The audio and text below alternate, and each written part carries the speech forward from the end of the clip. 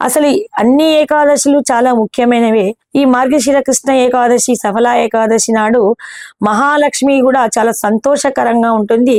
మార్గశిర మాసానికి చివరి వారము, చివరి రోజు కాబట్టి ఆ తర్వాత 5 రోజులకే మనకు పుష్యమాసము వస్తుంది.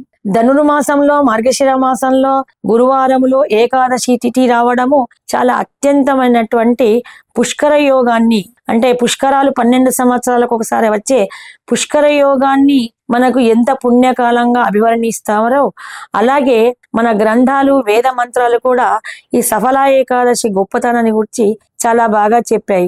ఎవరైతే ఉపవాసం ఉండి నదీ స్నానము, పుణ్య నదీ స్నానము చేసి ఆ నది ఒడ్డున దీపారాధన చేసి తులసి కోటలో బృందావనంలో గోమయం పెట్టి అలిగి కృష్ణుణ్ణి, తులసిమాతను ఒకే దిక్కుగా చేర్చి ఎవరైతే పూజిస్తారో, గోమయంతో తులసి ముందర రంగుల ముగ్గులు పెట్టి దీపార్చన చేసి పూజిస్తారో, ఎవరైతే విష్ణు యొక్క ప్రతిమను గాని చిత్రపటాన్ని గాని అలంకరించి పూజిస్తారో, అష్టదళ పద్మాన్ని వేసి ఆ అష్టదళ పద్మం మధ్యలో పిడికెడు బియ్యాన్ని పోసి ఆ పిడికెడు బియ్యం పైన చక్కగా పసుపు రాసిన 2 ప్రమిదలకు కుంకుమాక్షింతలతో పూజించి దానిలో కాసింత పసుపు కుంకుమ చేర్చి ఆవు నెయ్యిని పోసి నిలువువతితో దీపాన్ని పెట్టి విష్ణు అష్టోత్తరం గాని, విష్ణు కవచం గాని, విష్ణు సహస్రనామం గాని పఠిస్తే ఏ కోరిక లేకున్నా కూడా మిగిలిపోయిన కోరికలు కూడా మనం కోరకున్నా కూడా దేవుడే వరమిచ్చి మన కోరికలు తీరుస్తాడని ప్రతీది. సఫల ఏకాదశి అత్యుత్తమైన ఏకాదశి కాబట్టి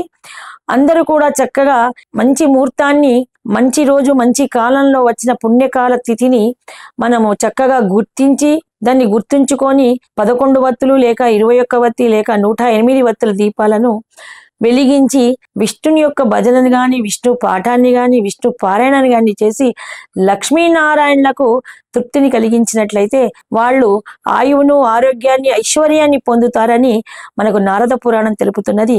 ఇది సఫల ఏకాదశి యొక్క ప్రాముఖ్యత. జై శ్రీరామ్.